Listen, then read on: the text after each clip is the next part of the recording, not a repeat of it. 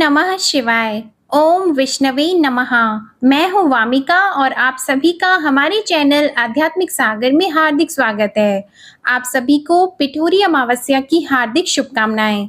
भाद्रपद महीने के कृष्ण पक्ष में आने वाली पिठोरी अमावस्या का विशेष महत्व होता है। इस वीडियो में आप सुनेंगे पिठोरी अमावस्या की कथा और पूजा विधि। साल 2023 में पिठोरी अमावस्या 14 सितंबर को मनाई जाएगी। पिठोरी अमावस्या का व्रत भी 14 सितंबर को ही रखा जाएगा। ये दिन पितरों की पूजा अर्चना के लिए बहुत खास होता है और पिठोरी अमावस्या के दिन सुहागिन स्त्रियां अपने पति और बच्चों की खुशहाली के लिए व्रत रखती हैं। इस दिन दक्षिण भारत में पोलाला अमावस्या भी मनाई जाती है। अमावस्या तिथि प्रारंभ होगी 14 सितंबर 2023 को सुबह 4:48 से और अमावस्या तिथि समाप्त होगी 15 सितंबर 2023 को सुबह 7:09 पर। पिठोरी अमावस्या के दिन व्रती महिलाएं सुबह उठकर स्नान के बाद सूर्य भगवान को अर्घ देती हैं। इसके बाद पितरों की पूजा की जाती है। इस दिन खास तौर से पिंडदान और तर्पण को विशेष महत्व माना जाता है। इस अमावस्या पर गरीबों को भोजन और कपड़े दान करना बेहद ही पुण्य का काम होता है। आज के दिन महिलाएं देवी देवताओं की पूजा अर्चना करके उनसे अपने परिवार और बच्चों की सुरक्षा की कामना करती हैं।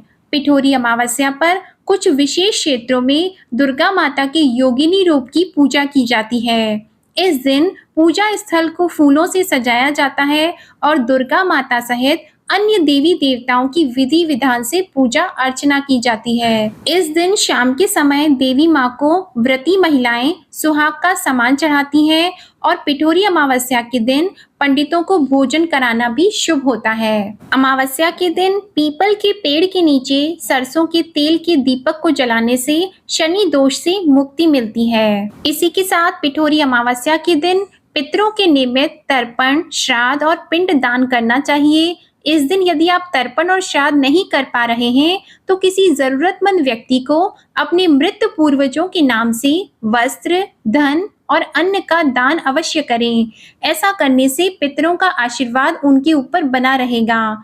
इसी के साथ जिन लोगों को शत्रु भय सताता है वे भी पिठोरी अमावस्या के दिन भगवान विष्णु जी की और भगवान शिव जी की पूजा के बाद तेल से चुपड़ी रोटी किसी कुत्ते को खिलाएं। यदि कुत्ता न मिले तो आप कौवे को भी रोटी खिला सकते हैं। इस उपाय से बहुत लाभ होता है। भाद्रपद मास की इस अमावस्या को कुश ग्रहणी अमावस्या या पिठोरी अमावस्या भी कहा जाता है। पिठोरी अमावस्या पर देवी दुर्गा समेत 64 देवियों की आटे की आकृति बनाकर पूजने का विधान होता है। पिठोरी में पिठ शब्द का अर्थ आटा होता है, जिसके कारण ही इसे पिठोरी अमावस्या भी कहा जाता है। धार्मिक दृष्टि से इस अमावस्या को कुश ग्रहण करने एवं पूजा में कुश के प्रयोग का विशेष महत्व है। इस दिन वर्ष भर पूजा, अनुष्ठान या श्राद्ध कराने के लिए नदी, मैदान आदि जगहों से कुशा नामक घास उखाड़कर घर लाते हैं। धार्मिक कार्यों में इस्तेमाल की जाने वाली यह घास यदि इस दिन एकत्र की जाए तो वह वर्ष भर तक पुण्य फलदायी होती है। बिना कुशा घास के कोई भी धार्मिक पूजा निष्फल मानी जाती है। इसलिए कुशा घास का उपयोग हिंदू पूजा पद्धति में प्रमुख रूप से किया जाता है। इस दिन तोड़ी गई कोई भी कुशा वर्ष भर तक पवित्र मानी जाती है। अत्यंत पवित्र होने के कारण इसका एक नाम पवित्री भी है। मत्स्य पुराण के एक प्रसंग के अनुसार जब भगवान विष्णु ने वराह अवतार लेकर हिरण्याक्ष का वध करके पृथ्वी को पुनः स्थापित किया, उसके बाद उन्होंने अपने शरीर पर लगे पानी को झाड़ा, तब उनके शरीर से बाल पृथ्वी पर गिरे और कुशा के रूप में बदल गए। तभी से कुशा को पवित्र माना जाता है और इस कुशा को दर्भ या डाब भी कहा जाता है। सभी धार्मिक कार्यों में कुश से बना आसन बिछाया जाता है या कुश से बनी हुई पवित्री को अनामिका अंगुली में धारण किया जाता है। माना जाता है कि पूजा पाठ और ध्यान के दौरान हमारे शरीर में ऊर्जा पैदा होती है। कुश के आसन पर बैठकर पूजा पाठ और ध्यान किया जाए तो शरीर में संचित ऊर्जा जमीन में नहीं जा पाती। इसके अलावा धार्मिक कार्य में कुश की अंगूठी इसलिए पहनते हैं ताकि आध्यात्मिक शक्ति पुंज दूसरी उंगलियों में न जाए। पिठोरी अमावस्या के दिन गंगा स्नान का भी विशेष महत्व होता है। इससे जातक के ग्रह शुभ हो जाते हैं। साथ ही इस दिन हवन या यज्ञ आदि करने से 100 गुना अधिक फल व्यक्ति को प्राप्त होता है। और पिठोरी अमावस्या के दिन माँ दुर्गा की उपासना करने से सुहागिनों को अखंड सौभाग्य का वरदान प्राप्त होता है। अब आप जानिए पिठोरी अमावस्या की पूजा विधि। इस दिन आप सुबह जल्दी उठ जाएं और ब्रह्म मुहूर्त में किसी पवित्र नदी, जलाशय या कुंड में स्नान करें। इसके बाद सूर्योदय के समय भगवान सूर्य देव को जल अर्पित जरूर करें और ओम सूर्याय नमः मंत्र का जाप करें। इस दिन पितरों की आत्मा की शांति के लिए उपाय किए जाते हैं। इसके लिए आप अमावस्या का व्रत करें और गरीबों को दान दें। इस दिन किसी पवित्र नदी या सरोवर में पितरों की शांति के लिए स्नान किया जाता है और तिल नदी में प्रवाहित किए जाते हैं। जहां पितरों की तस्वीर लगी हुई है उसके नीचे के स्थान को साफ कर लें। उसके बाद वहां देशी घी का दीपक जलाएं। इसके बाद पूर्वज की तस्वीर को सफेद चंदन का तिलक लगाएं और उन्हें सफेद फूल अर्पित करें। इसके बाद भगवान श्री हरि नारायण से पितरों की आत्मा की शांति की प्रार्थना करें। उन्हें खीर और पूरी का भोग लगाएं। जरूरतमंदों को दान दक्षिणा जरूर दें और ब्राह्मणों को भोजन भी कराएं। उनके पैर छूकर आशीर्वाद प्राप्त करें और अंत में पितरों को भोग लगाई खीर और पूरी को किसी गाय को खिला दें और प्रसाद स्वरूप उसे स्वयं भी ग्रहण करें। पिठोरी अमावस्या के दिन व्रत रखने वाली महिलाओं को माता दुर्गा की विधि विधान से पूजा करनी चाहिए। सबसे पहले सुबह जल्दी उठकर दैनिक कार्यों से निवृत्त होकर स्नान करके स्वच्छ वस्त्र धारण करने चाहिए। इसके पश्चात पूजा घर में चौकी पर एक लाल वस्त्र बिछाकर माता पार्वती की मूर्ति या तस्वीर को स्थापित करना चाहिए। फिर आटे से 64 देवियों की छोटी छोटी प्रतिमा अथवा पिंड बनाएं और इन्हें नए वस्त्र पहनाएं। इनका विधि विधान से पूजन करें, धूप दीप आदि जलाएं।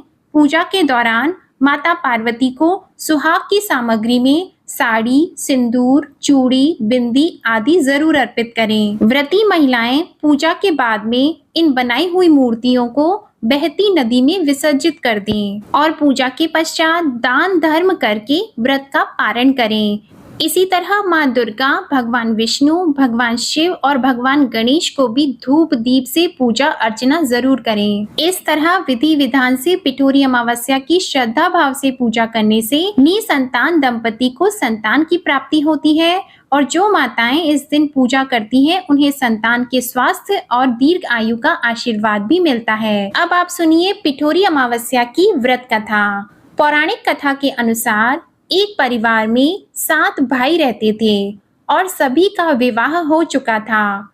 सभी के बच्चे भी थे। परिवार की सलामती के लिए सभी भाइयों की पत्नी पिठोरी अमावस्या का व्रत करती थी। जब बड़े भाई की पत्नी ने व्रत रखा तो उसके बेटे की मृत्यु हो गई। अगले साल फिर दूसरे बेटे की मृत्यु हो गई और फिर तीसरे बेटे की भी मृत्यु हो गई। 7वें साल भी ऐसा ही हुआ। तब बड़े भाई की पत्नी ने अपने बेटे का शव छिपा दिया था। उस समय गांव की कुल देवी माँ पोलेरम्मा लोगों की रक्षा के लिए पहरा दे रही थी। तब उन्होंने बड़े भाई की पत्नी को दुखी देखा तो उसके दुख का कारण पूछा।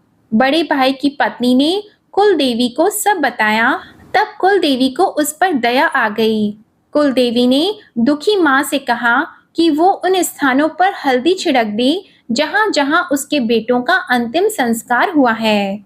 कुल देवी की कही बात के अनुसार दुखी माँ ने वैसा ही किया और जब घर लौटी तो उसके 7 बेटे घर पर जीवित मिले। अपने बेटों को इस तरह देखकर उस माँ की खुशी का ठिकाना नहीं रहा। तभी से उस गांव की हर माँ पिठोरी अमावस्या के दिन अपनी संतानों के स्वास्थ्य और लंबी उम्र के लिए व्रत और पूजा करने लगी। बोलो पिठोरी अमावस्या की जय, माँ दुर्गा जी की जय, भगवान शिव शंकर की जय। आपको ये पिठोरी अमावस्या की कथा और पूजा विधि की वीडियो पसंद आई हो तो प्लीज वीडियो को लाइक करिएगा और चैनल को जरूर सब्सक्राइब करिएगा। धन्यवाद।